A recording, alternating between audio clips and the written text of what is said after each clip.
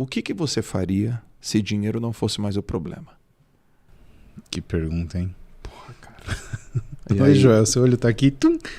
Aí eu falei, doutorado. Aí ela falou, deixa eu te falar uma coisa. O dinheiro não é mais o problema, sabia? Aí eu tava refletindo um tempo atrás com a minha esposa. Eu tenho vontade de fazer doutorado desde que eu casei. Tem 9 anos isso, né? E aí, ano passado, a gente estava conversando sobre várias coisas, aí voltou esse assunto do doutorado e tal. E aí eu comecei a perguntar para algumas pessoas, o que você acha de eu fazer doutorado? Aí os caras, mas por quê? Você vai dar aula na faculdade? Eu falei, não. Então não. E você vai aumentar o valor das tuas palestras? Eu falei, não. Então por que você quer fazer doutorado? Eu quero estudar. Só por estudar. E aí eu fiquei com aquela inquietação. E aí a Larissa falou assim pra mim, amor, o que você faria se dinheiro não fosse mais o problema? Que pergunta, hein? Porra, cara. Oi, Joel, seu olho tá aqui. Tum. Aí eu falei, doutorado. Aí ela falou, deixa eu te falar uma coisa. O dinheiro não é mais o problema, sabia? Caracas, meu. Então a partir de agora, já que eu atingi isso, eu quero conquistar as coisas que o dinheiro não compra. Lógico, pra quem tá ouvindo e pra quem tá vendo, pode falar, cara, eu não tô nessa fase. Ótimo, você não tá nessa fase. E você tá numa outra fase, talvez. Eu passei por essa outra fase. Cara, eu quero pegar, ter dinheiro e ter conquista e ter espaço. E quando isso acontecer, porque vai acontecer, porque eu acredito que isso pode e vai acontecer na vida das pessoas, você vai ter uma outra busca. E é a busca que o dinheiro não compra. É a busca da satisfação, da realização, a busca do envolvimento.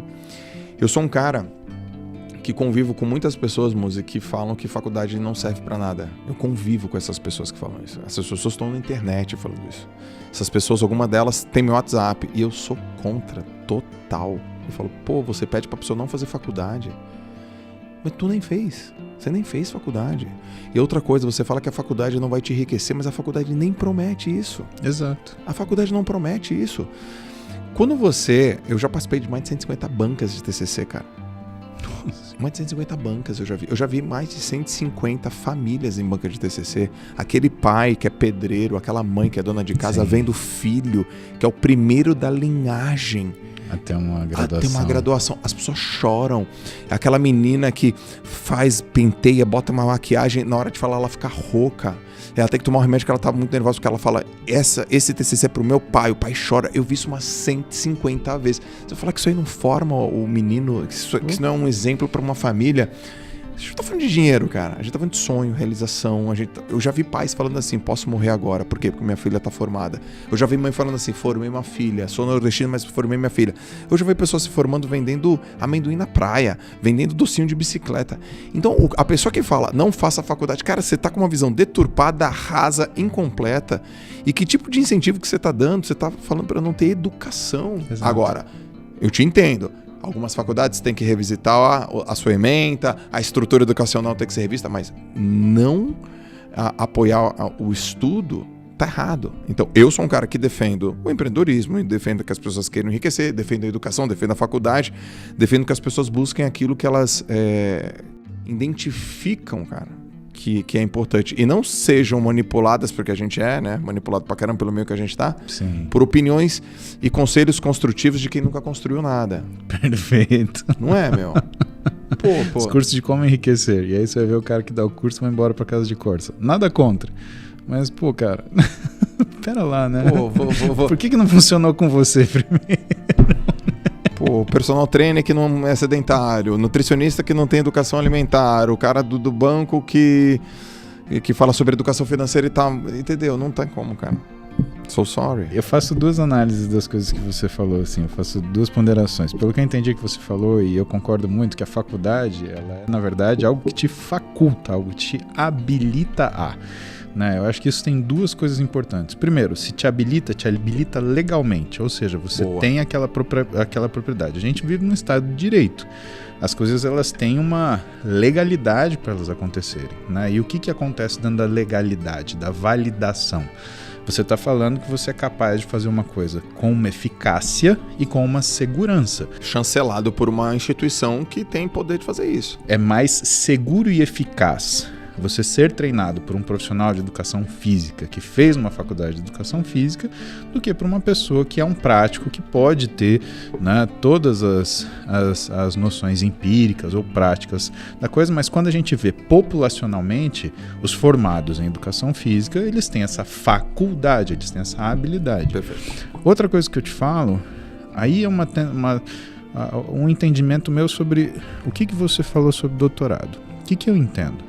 Quando eu vejo você falar sobre, né, a forma de você se expressar no mundo, eu entendo que você busca por uma autoridade. Autoridade não é quem manda, autoridade não é uma insígnia de poder, autoridade é quem é autor de alguma coisa. O doutorado você se torna autor.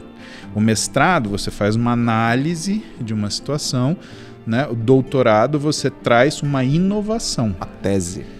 Inovadora. Então você traz uma inovação. Então, quando você fala da vontade de você ser doutor, isso não é uma questão, porque também muita gente acha que isso é uma questão de ego, né? E não tem nada a ver com ego. É a sua vontade de ser autor de algo. Você deixar aquele seu escrito para o mundo e falar, olha, gente, tem alguma coisa na história do mundo que o Joel escreveu. É isso daqui. Né? E isso é extremamente louvável, porque o que você está fazendo? Você está trabalhando na transmissão de conhecimento. Você vai trabalhar vários anos para que as pessoas não tenham que retrabalhar os mesmos anos para chegar na conclusão que você chegou. Você é o autor. Olha, em vez de você ficar 4 anos, 5 anos, 6 anos estudando isso, pega o trabalho do Joel, lê o trabalho do Joel, pronto, você vai ter aquela condição. E isso para mim é uma visão de humildade, sabe por quê? Quando você se resigna a ser um professor doutor ou ser um doutor, o que você está falando? Que você deseja que a progressão, que a evolução, ela aconteça por sua conta. Ou seja, eu estou pisando esse degrau para eu ser um degrau para a próxima geração. Exato.